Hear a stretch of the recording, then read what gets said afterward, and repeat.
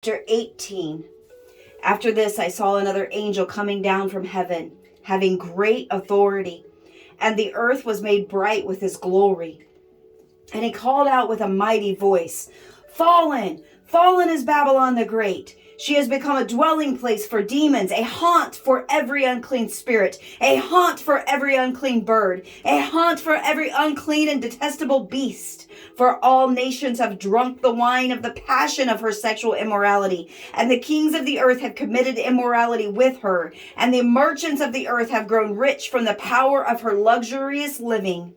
Then I heard another voice from heaven saying, "Come out of her, my people, lest you take part in her sins, lest you share in her plagues. For her sins are heaped high as heaven, and God has remembered her iniquities. Pay her back as she herself has paid back others, and repay her double for her deeds. Mix a double portion for her in the cups she mixed. As she glorified herself and lived in luxury, so give her a like measure of torment and mourning, since in her heart she says, 'I sit as a queen, I am no widow, and mourning I shall never see.'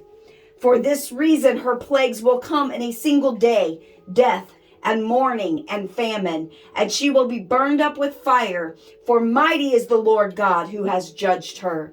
And the kings of the earth who committed sexual immorality and lived in luxury with her will weep and wail over her when they see the smoke of her burning. They will stand far off in the fear of her torment and say, 'Alas, alas, you great city, you mighty city Babylon, for in a single hour your judgment has come.' And the merchants of the earth will weep and mourn for her, since no one buys their cargo anymore. Cargo of gold, silver, jewels, pearls, fine linen, purple cloth, silk, scarlet cloth, and all kinds of scented wood, all kinds of articles of ivory, all kinds of articles of costly wood, bronze, iron, and marble, cinnamon, spice, incense, myrrh, frankincense, wine, oil, fine flour, wheat, cattle, sheep, horses, and chariots, and slaves, that is, human souls. The fruit for which your soul longed has gone from you, and all your delicacies and your splendors are lost to you, never to be found again. The merchants of these wares who gained wealth from her will stand far off in fear of her torment, weeping and mourning aloud. 'Alas, alas, for the great city that was clothed in fine linen, in purple and scarlet, adorned with gold, with jewels, and with pearls. For in a single hour all this wealth has been laid waste.' And all shipmasters and seafaring men, sailors, and all whose trade is on the sea stood far off and cried out as they saw the smoke of her burning, 'What city was like the great city?'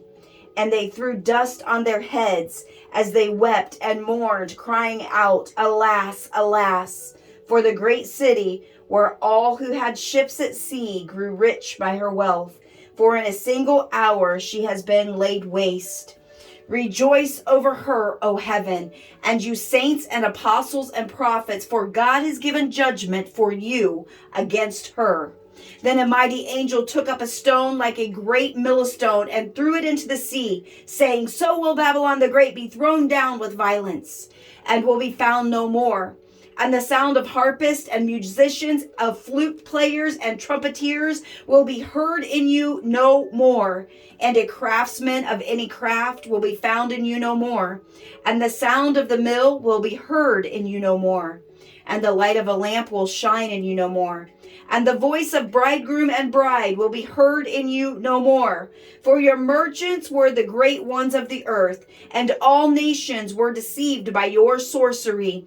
And in her was found the blood of prophets and of saints, and of all who have been slain on the earth."